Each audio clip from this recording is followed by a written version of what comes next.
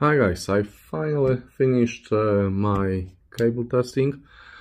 I bought recently, during last 6 or 8 months, a set of fake and original cables from different manufacturers, because I was very curious about the actual sound of them and quality of these cables. And today I'll be starting my series on cables with this fake Nordost Odin Gold cable. It is fake. Let's get this straight and tell it loud. It's not an original cable. Original cable is insanely expensive. This fake set of XLR cables cost me $50, and that was including shipping. So there is no way this is going to be original. Obviously you can get them from China, and there is a big thread on AudioAsylum where people are talking about these different fake cables, and that was one of the reasons that I got all of these fakes. I wanted to compare them to my original ones. The most expensive original XLR cable that I have is AudioQuest Water, and AudioQuest Water would be like more than 10 times more expensive than this one. I got this one for $50, and AudioQuest Water XLR right now goes for like $500 or something like that. So the cable looks nice. It's quite thick, as you can see. It's almost 10 millimeters wide. It has some wooden blocks. I guess that they are serving two purposes. One of them is to look nice. The second one is to use them as a stands for the cable, so the cable won't be touching the floor or anything that you have behind your equipment. But other than that, I don't see a reason to have them. Now, the quality of the plugs. The plugs look very nice.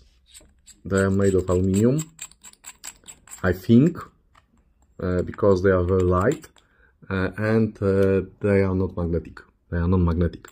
As you can see inside, the soldering is quite fine, though this place here would need some kind of reinforcement, because I'm afraid it won't be holding the main isolation of the cable very well. Anyway, as always, do not pull the cable by the cable itself. Always get your hands on the plug and pull using the plug. So, a couple of more shots on the insides. Soldering is fine. Yes, the cable looks like it's silver plated. I'm sure it's not solid silver. There's no way to get solid silver for that kind of a price, but it's silver plated or tin plated, because as you can see, it doesn't have that yellow gold copper shine here. So let's take a look at the plug on the other side of the cable. Okay, what I like about these plugs is the fact that the insides are easily accessible, and as I said, the plugs look good. They seem to be quality plugs. This side is also soldered very well, and as you can see, two of the pins are using two signal lines. One of them is using four signal lines. There's one, I think, underneath. You can get these cables into types. One has, I don't remember, 8, I think, lines inside, and the other one has something like 10 or more. I got the cheaper version because I wasn't very keen on spending too much money on these fakes. Now, to the most important quality in the cable. Yes, it does connect equipment, and yes, it does conduct electricity. But how does this particular cable affect the sound? The bass is good, though I'd say it's focusing on the sub bass rather than the mid bass. The mids are okay. The treble is extended and airy. If I would have to say something about the sound as a whole, I would say that this is a bit on the dry side.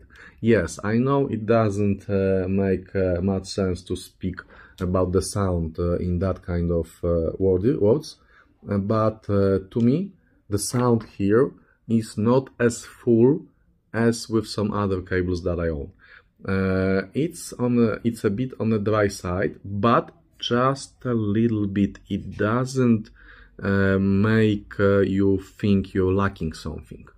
You can notice this only in direct comparison with other cables. So, having said that, the detail is very good, the holograph is very good, and this cable, being cheap fake, is still way better than many original cables. To be specific, I also have AudioQuest original Yukon XLR. I also have original Golden Gate and a couple of cheap XLR cables. So basically, if I would have to compare this, then I'd say in the general sound reception for my ears, this is on the level of AudioQuest Yukon, original AudioQuest Yukon, which is very high praise for that cable, because Yukon is way more expensive than that. And that's it, I think. Ask me in the comments about the things that I might forgotten. What else would I like to add here? Let's think. No, nothing comes to my mind. So I can recommend this cable. It's cheap, it's good, it gets the job done, and it's actually rather good. As I said, comparable to original Yukon. So I hope you enjoyed this video. There will be more coming. I'll be reviewing interconnect cables, XLR cables, because these are the ones that I'm using in my main system. I'll be doing reviews on power cables, and I'll be doing reviews on some speaker cables. So enjoy and see you next time.